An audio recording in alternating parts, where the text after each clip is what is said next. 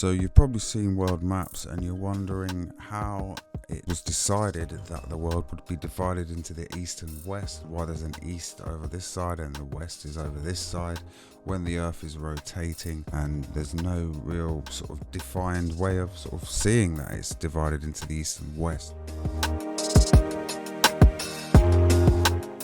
Before 1884, every country in the world created their own map and had their own time zone, and there was no sort of standard set as to where time began. But with the advent of the railway and industries creating around the world, Greenwich Mean Time needed to be created to create one standard set. So the most powerful countries in the world met in Washington DC, where they decided upon Greenwich and London being the centre point.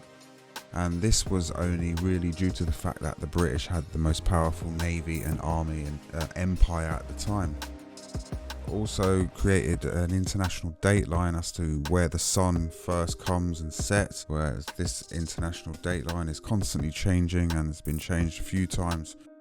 But it's culturally and economically is where I'd like to sort of talk more about, and this is where the big key differences are between the East and the West, and how I can see that the West's idea that took power since World War II is now sort of failing slowly, and with the advent of the Ukrainian war that had just started in February, it seems to have opened a lot of Pandora's boxes and revealed a lot of sort of weaknesses in the West and strengths in the East that wasn't there before. But if we look at this image here, going to the West, which has the NATO alliance, SWIFT payments, European Union, South American Union, Antarctica, and the US and UK, and this is where the power was won after World War II, like I said a minute ago. And then over this side we have the East, the SCO alliance, the KIPS payments, Eurasian Union, ASEAN Union, China, India, Russia. I'd say both of these make up about half of the world's population each, if you don't add in Africa and South America or parts of it, because they are possibly deemed as third world countries and not really part of the West or the East, or some take influence from either the East or the West. It seems that South America takes its influence from the collective West, and Africa slowly has been taking its power and influence from the collective East over the last few years, as China and Russia and even India have been funding and even loaning money to African nations so they can build their infrastructure and possibly hosts things such as the African football nations or even the World Cup, as seen in South Africa. They borrowed a lot of money from China to host that World Cup. So it's just stuff like this where culturally the East is so much different. It has so many different cultures, and so does the West as well. To give you an idea about the East and the West, here's some other documentaries I've done: The Spider's Web, Britain's Empire, The Brussels Business, The Four Horsemen. You've also got The Century of Enslavement, The History of the Federal Reserve. There's also stuff about the Bank of England. In May 1945, the war in Europe came to an end.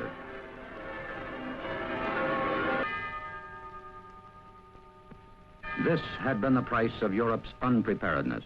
Our hard-won peace seemed at last secure. A few days before, Allied forces from the West had joined hands with the Russians from the East. Their statesmen had met cordially at Yalta and at Potsdam. They had agreed that the countries they had occupied should be truly liberated, and that freely elected governments should be set up as soon as possible. Russia had swallowed up 8 European countries without firing another shot. Great Britain and the United States protested that these countries had been coerced by threat of force, and that Russia had broken her treaty. But Russia ignored the protest.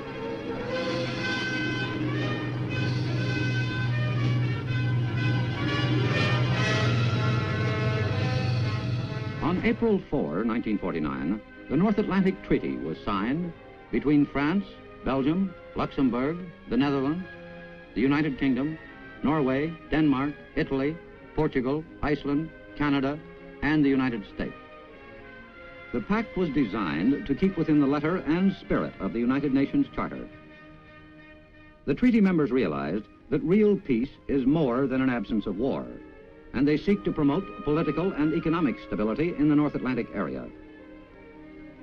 To ensure this, they are sworn to stand together against aggression. An attack against one would be an attack against all. This union of 12 nations became known as the North Atlantic Treaty Organization, or more simply, NATO. On the 24th of February, Russia began their demilitarization operation of Ukraine as they took key areas in the Ukraine. This seemed like it was a complete separation from the West, as in the EU and NATO. Russia needed a new monetary system to move over to, as the SWIFT payments were cutting everyone off in Russia, which is half of Russia's assets. And a lot of countries are now cutting off the USA as the main currency, and they're looking towards China's cross-border interbank payment system, or KIPS. And it's a lot quicker, and it seems to be a lot more stable. Based in Shanghai, 100 plus employees, 2.5 billion yuan, and it's all, instead of everything being priced in dollars or based on dollars. There's a lot of stakeholders in the KIPS payment system instead of just a monopoly in Brussels, such as the China Union Pay, Shanghai Gold Exchange, China National Clearance Center. They all have stakes in this new KIPS system. So why did China create the KIPS system? Well, it gives them special drawing rights. It means that the world has to spend yuan instead of the dollar on products, and now that Russia is concentrating and scaling back the war in areas such as the Donbass, Donetsk and Luhansk, who want to be republics of Russia, and as well as the Crimea want to, and also Transnistria, which is a breakaway country of Moldova. So it's all getting a bit of a slush in there, and there's lots of people all wanting to get a piece of Ukraine. And what's been going on is NATO have been building bases and training soldiers and weaponizing the Ukrainian army, even though Ukraine is not a NATO country. Russia did try to gain entry into NATO in 2002, and they were denied after spending a lot of money and changing a lot of things in order to get into NATO. And then, instead of allowing Russia to get into NATO, they invited 7 countries such as Lithuania and Poland to join in, which breached the Iron Curtain, and Czechoslovakia, which was where the Iron Curtain ended. And now Russia see that as a complete threat to their country by, refusing them entry into NATO and then expanding around them. So really the only questions now is, are we heading for a nuclear war or a 2-world order instead of what seemed to be going into a 1-world order? There seems to be bitterness between the USA and China and Russia.